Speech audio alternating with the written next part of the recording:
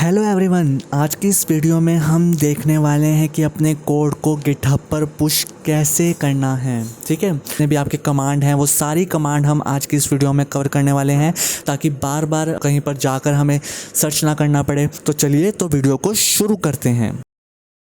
सबसे पहले मैं यहाँ क्या कर रहा हूँ, सबसे पहले मैं बेसिकली अपने VS कोड स्टूडियो कोड में ओपन कर लेता हूँ। ठीक है, जिसके लिए मैं बेसिकली CMD अपना कमांड प्रॉम्प्ट टाइप कर रहा हूँ, जिसमें मैं लिखूँगा कोड डॉट।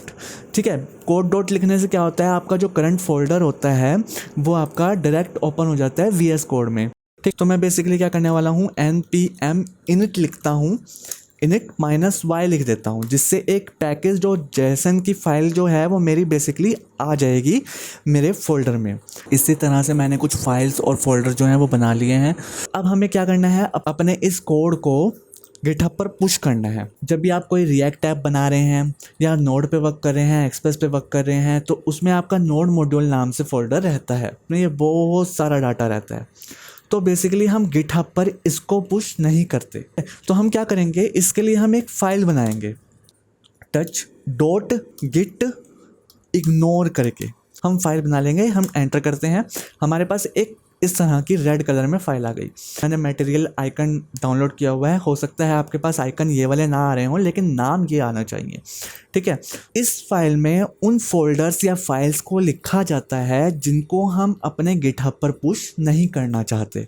नोड मॉड्यूल्स करके फोल्डर का नाम लिख देंगे, जिससे क्या होगा, जिससे ये वाला जो स्पेसिफिक ये वाला जो फोल्डर होगा ये हमारा गिटहब पर पुश नहीं होगा। अब इतना पार्ट हो गया। अब हम इसको क्या करते हैं, हम अपने गिटहब पर पुश करने की कोशिश करते हैं।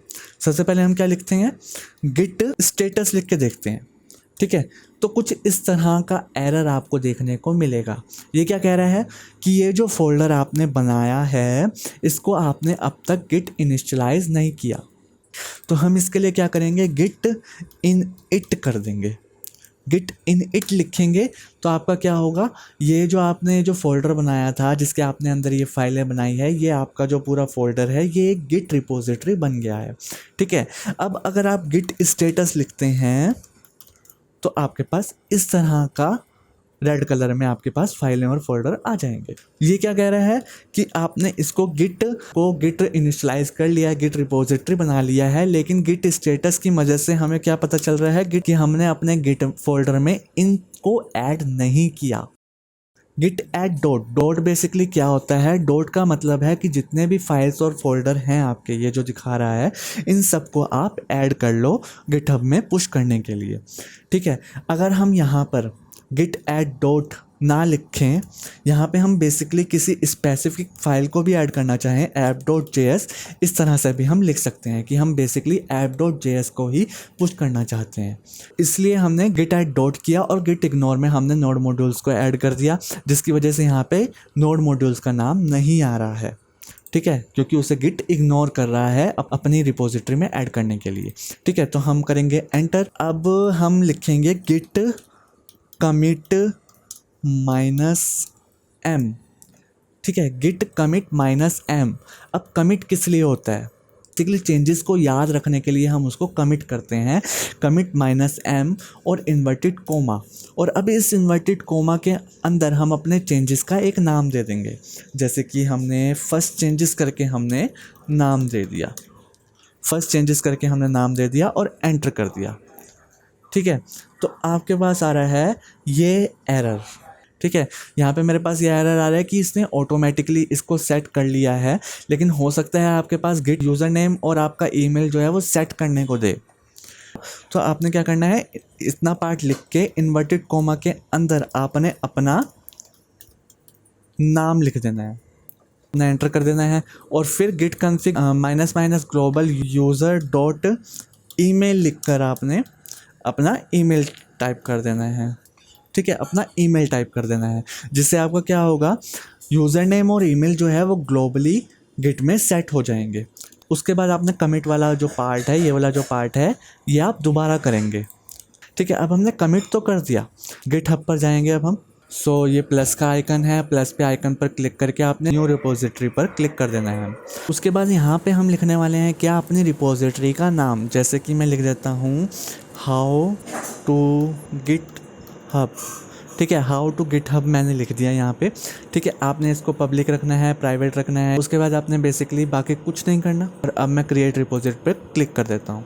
क्रिएट रिपोजिटरी पर जैसे ही क्लिक किया कुछ इस तरह का आपको डैशबोर्ड देखने को मिलेगा। अगर आप ये वाला पार्ट देखें तो ये वाला पार्ट वही है जो हमने अब तक किया था। सो ये बेसिकली जो कुछ स्टेप इसमें वही हैं जो हम कर चुके हैं, तो हम इसको स्किप करेंगे क्योंकि हम इतना पार्ट कर चुके हैं, ठीक है। अब हम आएंगे यहाँ पे, ठीक है। हमने अपनी एग्जिस्टिंग रिपोजिटरी को कमांड लाइन से गिटहब में पुश करना है।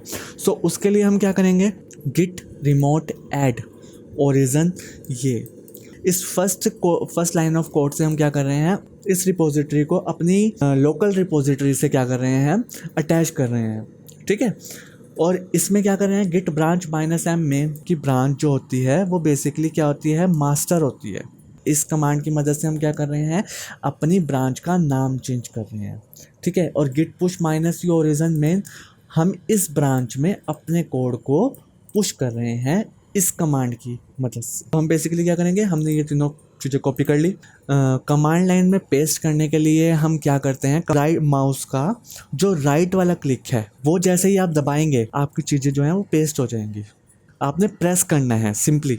अगर आप कोई चीज़ कॉपी भी करना चाहते हैं तो आपने सिंपली सिलेक्ट करनी है कमांड लाइन में, और जो माउस का राइट वाला बटन है उसको आपने प्रेस करना है, तो आपकी वो चीज़ें कॉपी हो जाएंगी। एंटर कर देंगे। आप जैसे ही एंटर करेंगे आपके पास इस तरह से आ जाएगा।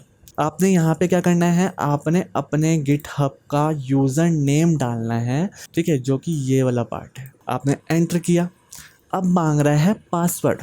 अब ये पासवर्ड क्या चीज़ है, पासवर्ड सेट करने के लिए हम क्या करेंगे, वापस से जाएंगे हम अपने गिटहब पर। गिटहब पर जाने के बाद हमने अपनी प्रोफाइल पिक्चर जहाँ आपको शो हो रही होगी वहाँ पे क्लिक करना है। क्लिक करने के बाद आपने आ जाना है अपनी सेटिंग पर, ठीक है। सेटिंग्स पर क्लिक करने के बाद आपको डेवलपर सेटिंग, यहाँ आपको स्क्रॉल करने पर सबसे नीचे आपको मिल जाएगी डेवलपर सेटिंग। डेवलपर सेटिंग पर क्लिक करा तो हमारे पास यहाँ एक ऑप्शन आता है पर्सनल एक्सेस टोकन्स। यहाँ आपने क्लिक किया, टोकन्स यहाँ पे हम क्लिक करेंगे, ठीक है। यहाँ पे मैंने ऑलरेडी एक टोकन बनाया हुआ है, तो मैं आपको दिखाने के लिए एक टोकन जो है वो जनरेट कर लेता हूँ। सो जैसे ही आपने जनरेट न्यू टोकन पे क्लिक किया तो जनरेट न्यू टोकन पे क्लासिक में आपने क्लिक कर देना है, ठीक है। यहाँ आपने कुछ भी नाम देना है, अपना ट्रायल मैंने नाम दे दिया, ठीक है। यहाँ से आप अपने टोकन की क्या कर सकते हैं, यहाँ से आप अपने टोकन की एक्सपायरी सेट कर सकते हैं। इस टाइम के बाद आपका जो टोकन है वो एक्सपायर हो जाएगा। आपको अपनी रिपोजिटरी को पुश करने के लिए आपको दोबारा से टोकन जनरेट करना होगा। 30 डेज़ रखने वाला हूँ, आप अपनी रिक्वायरमेंट के हिसाब से कुछ भी रख सकते हैं। नो एक्सपायरेशन भी है जो कि रिकमेंडेड नहीं होता। पे हमने रेपो को सिलेक्ट कर लेना है। सो उसके बाद हमें आ जाना है यहाँ पे, सबसे नीचे आ जाएंगे और जनरेट टोकन पर क्लिक कर देंगे।